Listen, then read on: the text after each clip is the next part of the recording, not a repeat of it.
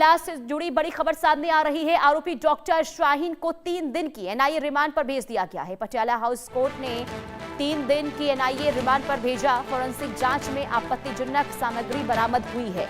ये बड़ी खबर आपको बता रहे, दिल्ली ब्लास्ट मामले को लेकर एक्शन लगातार एनआईए का, और अब एनआईए के रिमांड पर डॉक्टर शाहीन, आरोपी डॉक्टर शाहीन, और अब इन 3 दिनों के भीतर पूछताछ होगी, क्योंकि कई जांच में कई चीजें सामने आई है, जिसमें कोड वर्ड का भी खुलासा हुआ है और कई आपत्तिजनक सामान भी बरामद हुए हैं। और इसी को लेकर एनआईए आरोपी आतंकी डॉक्टर शाहीन से पूछताछ करेगी और इसके बाद आगे जांच का दायरा बढ़ता नजर आएगा, क्योंकि जो पासवर्ड को लेकर, कोड वर्ड को लेकर जो जानकारी सामने आई है, उसे लेकर बहुत बड़ी जानकारी मिल रही है। उसी के आधार पर यह रिमांड मिली है। संभव शर्मा दिल्ली से लाइव जुड़ चुके हैं संवाददाता। संभव, अब 3 दिन की रिमांड मिली है, क्या है इसे लेकर जानकारी?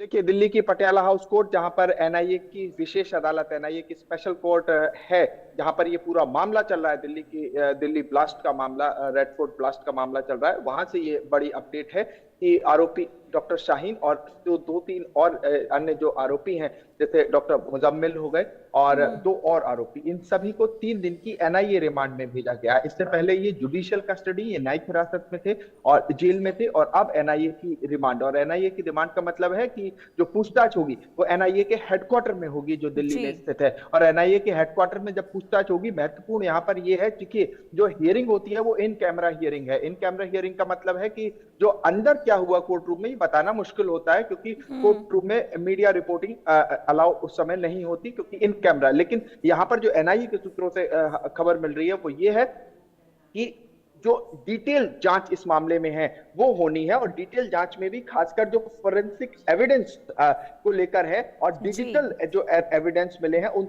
तमाम एविडेंसेस को लेकर इनसे एक इंटेरोगेशन, इन्वेस्टिगेशन जो जांच है वो की जाएगी। एनआईए के तमाम आला अधिकारी जो दिल्ली के पटियाला हाउस कोर्ट में भी आते हैं, जब ये आरोपियों को पेश किया जाता है, तो वो तमाम आला अधिकारी, एनआईए, नेशनल इन्वेस्टिगेशन एजेंसी के अधिकारी, इनसे अब इन बात पर पूछताछ करेंगे। इन आरोपियों से इस मामले पर पूछताछ होगी कि क्या वो डिजिटल सबूत हैं, वो क्या डिजिटल फुटप्रिंट्स हैं, जो कहीं ना कहीं एक अहम सबूत बन के उभरे हैं। और देखिए, सबको इस बात का इंतजार है कि एक चार्जशीट इस मामले में कब दाखिल होगी। जब चार्जशीट दाखिल होगी तो ये जितनी बातें हम कर रहे हैं उसमें एनआईए ऑफिशियली बताएगी कि ये तमाम चीजें, इस तरह से ये पूरी इन्वेस्टिगेशन को अंजाम दिया गया। फिलहाल अपडेट ये है कि फोरेंसिक जांच में जो कई आपत्तिजनक सामग्री है उसको लेकर यहाँ पर इन्वेस्टिगेशन होना है, उसकी परमिशन एक तरह से कोर्ट से ली गई है। इस वजह से एनआईए की 3 दिन की रिमांड दी गई है, और एनआईए की रिमांड में एनआईए के हेडक्वार्टर में